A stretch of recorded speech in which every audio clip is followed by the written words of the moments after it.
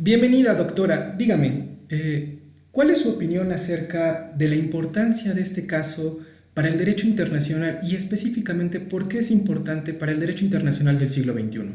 Claro que sí. El caso Nottebohm, Liechtenstein contra Guatemala y su interpretación en el siglo XXI es un artículo, un capítulo del libro que escribí para Casos de América Latina ante la Corte Internacional de Justicia, invitado por el doctor Manuel Becerra Ramírez. Este libro conjunta varios casos y yo decidí escribir este caso no solamente para darle significado y vitalidad al derecho internacional público a través de las sentencias de la Corte Internacional de Justicia que tienen efectividad y que muestran al plano nacional la validez de las normas del orden internacional. Este caso Nottebohm, Liechtenstein contra Guatemala es importante por las circunstancias que lo rodean, no solamente históricas sino jurídicas, la trascendencia de muchas figuras como por ejemplo la nacionalidad y el vínculo sociológico que se forma entre un individuo y un Estado, que es una de las partes medulares de este esencial caso, que nuevamente sienta una jurisprudencia importante para señalar la interpretación del concepto de la nacionalidad a la luz de la construcción del derecho internacional público. Y decidí escribir al respecto porque ciertamente en abril de 1955, para ser específica, el día 6, este caso fue relevante en el siglo pasado, pero hay que entender también los cambios que se están dando en el orden internacional por los flujos migratorios y por los cambios ambientales que se están suscitando, que están generando poblaciones nómadas incluso a la luz del propio Estado. Así que la interpretación sociológica del concepto de nacionalidad tiene que tener también una apertura en su interpretación y dejarle a los estados en su capacidad soberana la interpretación de ese vínculo de nacionalidad. Y un tema importante que ilustra mi caso para tratar de centrar la atención en ese fallo, pero también señalar los cambios que se deben dar, está en un caso paradigmático y mediático, como es el caso del fundador de Wikileaks, Julian Assange, que durante el 2009 y el 2012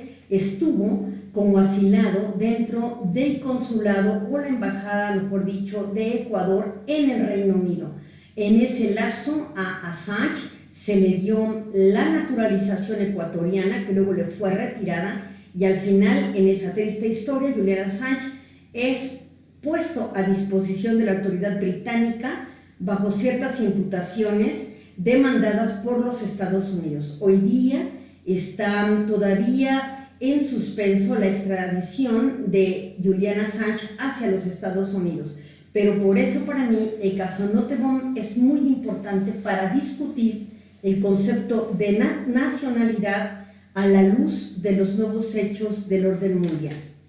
Bien, doctora, y a partir de la resolución que nos da la Corte sobre este caso y los diferentes conceptos que se integran y que son derivados en la jurisprudencia internacional que adquieren toda una nueva relevancia a partir de la segunda mitad del siglo XX y ahora, como nos lo comenta, con esta nueva participación de los diferentes escenarios de la globalización, las migraciones o los aspectos de múltiple nacionalidad de los individuos y las personas, porque también tenemos a otros actores del sistema internacional que empiezan a interactuar a raíz de esta interpretación tan importante,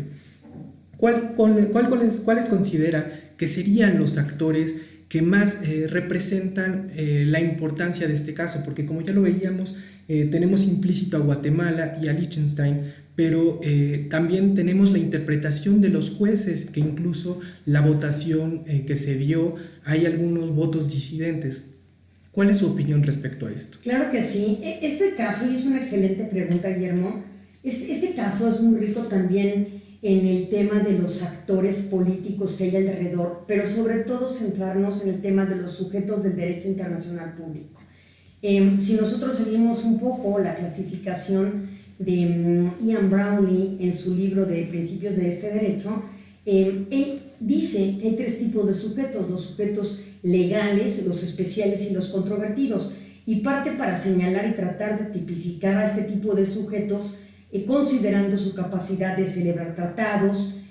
su capacidad de poseer inmunidades y su capacidad de interponer reclamos internacionales. Desde ese punto de vista podemos analizar el caso Nottebohm y encontrar, por ejemplo, que hay individuos. Hoy día el individuo es un sujeto del derecho internacional público, no solo un actor, sino un sujeto. Y lo es como un sujeto especial desde el momento en que puede interponer un reclamo en el ámbito internacional. Por ejemplo, pensemos un individuo que recurre precisamente ante la Comisión Interamericana de Derechos Humanos. Ya desde allí está probando esta capacidad que le confiere el derecho internacional público. Pero también vamos a encontrar, por ejemplo, las empresas, y las empresas están concebidas como un sujeto controvertido, porque si bien es cierto pueden interponer reclamos internacionales, es bajo ciertas condiciones que pueden ser argumentadas como posibilidad o no, pero finalmente también, discutible o no, se consideran sujetos. Y es importante porque en la historia de Nottebohm, que llega a fundar con sus hermanos todo un emporio dentro del territorio guatemalteco a partir del año de 1905, él lleva a cabo toda una empresa familiar muy redituable que al final del día le es confiscada por el Estado guatemalteco a la luz de los hechos de la Segunda Guerra Mundial, donde se le confiere a los ciudadanos alemanes la característica de ser enemigos de Estados Unidos. Recordemos que Guatemala se alinea a los intereses geopolíticos e ideológicos de los Estados Unidos antes de 1939, y en la Segunda Guerra Mundial, cuando Guatemala se alinea a Estados Unidos, es uno de los estados aliados de Estados Unidos, se va en contra de los capitales alemanes dentro de Guatemala y concibe a Nottebohm como un enemigo del Estado guatemalteco, igual que para los Estados Unidos, bajo estas leyes e interpretaciones y tratados respecto a los enemigos de un Estado. Así es que las empresas aquí también juegan una característica importante, porque son las que finalmente también se desean ser representadas en el caso de Liechtenstein versus Guatemala, para tratar de que se les indemnice por la confiscación y embargos de bienes que ha llevado el señor Nottebohm y sus familiares. Eso por una parte, pero también aquí podemos ver dos estados en oposición, que son efectivamente el Principado de Liechtenstein, que aunque no es un estado en la concepción que nosotros tenemos, es un sujeto legal que posee las tres capacidades, tanto de generar tratados, interponer reclamos y poseer inmunidades, pero finalmente es un estado con un microestado considerado en la Unión Europea hoy día, con ciertas características. Y, por supuesto, tenemos otro sujeto del derecho internacional público, un sujeto legal de pleno derecho con las mismas tres condiciones o características que son por antonomasia las que conforman o le confieren un poder al Estado. Guatemala como un Estado propiamente dicho, a la luz de la Convención de Montevideo. Bien, doctora, y a raíz de la resolución que nos da la Corte, especialmente en cuanto a la cuestión de la nacionalidad, ¿cómo afecta esto a partir de ser una jurisprudencia esencial para interpretar lo que es la conexión real y la efectividad del vínculo de nacionalidad en el siglo XXI? Es decir, con estas múltiples nacionalidades que empezamos a ver a partir de las grandes migraciones, Latinoamérica no es ajeno a esta circunstancia, o a partir de la consolidación de espacios regionales como la Unión Europea, que dan paso a esta multiplicidad de situaciones a las que se tiene que enfrentar el derecho internacional. Incluso la propia Corte hace esta aclaración en la sentencia, en la que habla de la importancia de la resolución, no necesariamente en las reclamaciones del microestado frente a Guatemala, sino en cómo será interpretado a partir de ahora esta conexión real y efectiva de la nacionalidad. Sí, esa es también una pregunta muy interesante y es uno de los puntos centrales también de mi capítulo o artículo en este texto, porque ciertamente lo que se alega en este caso, que por supuesto hay que decirlo que la Corte lo declaró como una demanda inadmisible para el Estado o para el gobierno del Principado de Liechtenstein, es que lo que el señor Nottebohm hace es que antes de la Segunda Guerra Mundial, él, siendo nacional alemán, le pide al Principado de Liechtenstein la naturalización. No pasa mucho tiempo en ese Principado y sin embargo se le otorga bajo las leyes y condiciones que el propio Principado impone para el otorgamiento de una nacionalidad, en este caso por naturalización. En el caso de otros estados, Guatemala, por ejemplo, en mi artículo así lo explico, es mucho más complejo otorgar la naturalización considerando que hay que cumplir varios requisitos. Pero el sustento de Guatemala para no reconocerle al señor Nottebohm esta nacionalidad del Principado y que es con la que él podría haber impedido que se le embargaran los bienes y tampoco hubiese sido exiliado de su territorio o hubiese salido de su territorio porque él es trasladado hacia Estados Unidos bajo otras situaciones que le hacen permanecer en el territorio estadounidense y luego finalmente tiene otra historia, pero lo que quería decirte ahí es que efectivamente Guatemala lo que dice es: yo no le puedo reconocer la nueva nacionalidad que el señor Nottebohm alega, que ya no es la alemana sino la de ciudadano del Principado de Liechtenstein, porque él no ha demostrado ese vínculo que solo se otorga cuando se han cumplido condiciones que son de carácter incluso culturales, como por ejemplo el manejo de la lengua española, en este caso el español, el idioma, las convicciones, la idiosincrasia, toda una serie de factores que acotan el concepto de nacionalidad, que son las que acercan al individuo con el Estado y que generan esta identificación bajo un sistema educativo específico que nos dice que solamente habiendo vivido más de tanto tiempo en un territorio es posible conocerlo a tal grado que se te puede otorgar una nacionalidad. Pensemos simplemente en el Estado mexicano, cuánto tiempo exige a un extranjero para que se le pueda dar, olvidémonos de una visa permanente, sino la nacionalidad por naturalización. Ese jus soli que estaríamos dando a partir de determinados criterios que la ley exige y que no se dan en lapsos no menores a 3 años. Entonces, aquí ese es uno de los conceptos que se manejan por los juzgadores y que finalmente dicen: el señor Nottebohm no comprueba este vínculo de nacionalidad que se requiere para poder reconocerle precisamente la naturalización por el Principado de Liechtenstein. Bien, doctora. Mencionaba el caso de Julian Assange como una parte relevante en la aplicación de los ejemplos hacia el siglo XXI.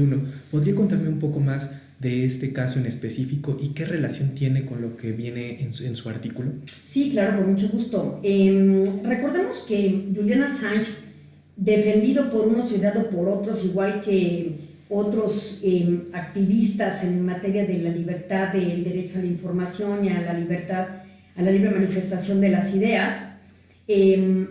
funda una compañía que se llama Wikileaks, que publica cables gracias al soldado, hoy convertido en mujer, Manning, que era el informante de Julian Assange, dándole cables, pero que obtenía de manera ilegal por parte del gobierno de Estados Unidos y por otros gobiernos. Le daba esta información a Julian Assange y Julian Assange, vía Wikileaks, que es la compañía que él fundó, emitía estos cables y revelaba mucha información que estaba prohibida por parte de los estados. Es perseguido, así es que él se refugia en la Embajada de Ecuador dentro del Reino Unido, donde pide asilo diplomático. Allí se queda y Ecuador sí le otorga la nacionalidad, pero tiempo después hay diferendos con el cónsul dentro de la propia embajada. El cónsul no le reconoce o el Estado ecuatoriano le retira esta nacionalidad que ya le había dado anteriormente y lo entrega a las autoridades británicas. ¿Cuál es la importancia del asunto haciendo esta transversalidad con el caso Nottebohm? Que bueno, lo que se estaba alegando por parte de Julian Assange ante el Reino Unido y las acusaciones que se hacían, acusaciones primero de carácter sexual por Suecia y luego finalmente estas se prescriben muchas de ellas, ya solamente quedan las acusaciones de espionaje por parte de Estados Unidos en contra de Julian Assange, es decir, había varias acusaciones, ya no proceden las de Suecia, pero sí quedan firmes las de Estados Unidos que son concebidas como delitos graves, alta traición, espionaje, etc. Entonces, Estados Unidos es el que le exige al Reino Unido que le entreguen a Julian Assange. El Reino Unido no puede disponer de la persona de Julian Assange porque se encuentra dentro de la Embajada de Ecuador, que finalmente el local y la sede diplomática, como sabemos, de acuerdo a la Convención de Viena sobre relaciones diplomáticas, tiene o posee inmunidad, en este caso la sede tiene inviolabilidad, que es muy haciendo una equiparación con la inmunidad, no lo pueden sustraer sin la autorización de la propia Embajada de Ecuador en el Reino Unido. El Reino Unido no le otorga el salvoconducto a Julian Assange para que salga hacia Ecuador y ya ahí quedar más protegido respecto a estas acusaciones, pero una vez que le quita la nacionalidad ya no puede ir hacia el Reino Unido, ya no puede ir, hacia Ecuador. Entonces aquí lo que visibilizo es que Julian Assange sí tenía una nacionalidad que pudo haber efectivamente conservado para tratar de librarse de estos cargos y estas imputaciones y establecerse en Ecuador y quizás incluso desde ahí tratar de defenderse contra los cargos que se le imputan. Pero aquí nunca es respetado ni es siquiera discutido el tema de esa nacionalidad que se le otorgó en un primer momento y que luego le es revertida por el propio Estado ecuatoriano. Pero lo que quiero significar con este ejemplo es justamente por la parte en que tú comenzabas este diálogo hace unos momentos y que es precisamente cómo se está modificando a razón de hechos actuales simplemente lo que supone el uso de la tecnología y otras situaciones inclementes como pueden ser no solamente de carácter climático, cambios climáticos, sino también, por ejemplo, conflictos armados u otras situaciones de violencia que están fomentando estos éxodos de migrantes, donde el tema cada vez más del tema de nacionalidad se va a ir diluyendo para tratar de salvaguardar la seguridad de estos individuos. Entonces sí creo que es importante ponerlo dentro del texto y llevar a la reflexión a quienes lo lean para que pueda ser discutido en un futuro y que los nuevos jueces o las juezas de las Cortes Internacionales tengan más elementos para razonar en torno a ese vínculo efectivo que supone la nacionalidad sin soslayar las condiciones que pueden estar sometiendo a los individuos que buscan su libertad. Efectivamente, como lo menciona doctora, las condiciones a las que nos enfrentamos en lo que va del siglo XXI y ante los retos tan intensos que se están dando a partir de los grandes flujos migratorios, la pandemia de COVID-19 es uno de ellos, estas situaciones en las que la cuestión de la nacionalidad, que en muchos casos se entiende como esta potestad para que los estados sean quienes definen las reglas internas, pero que una vez que trasciende la barrera de lo internacional se convierten, como bien tiene para decirlo en su artículo, parte del derecho internacional. Y entonces esto tiene una serie de consecuencias que son de interés y de relevancia para el estudio y ver cómo esto se ha transformado y se sigue transformando y tienen estas nuevas interpretaciones a la luz de estos retos. No me queda más que elogiar su trabajo en este sentido, porque es un caso muy interesante que da pie a muchas opciones de estudio en las relaciones internacionales y en el derecho internacional. Pues muchas gracias, doctora, y pues sería todo. Soy yo la agradecida y ha sido un privilegio participar en tu podcast. Muchas gracias. No, gracias a usted.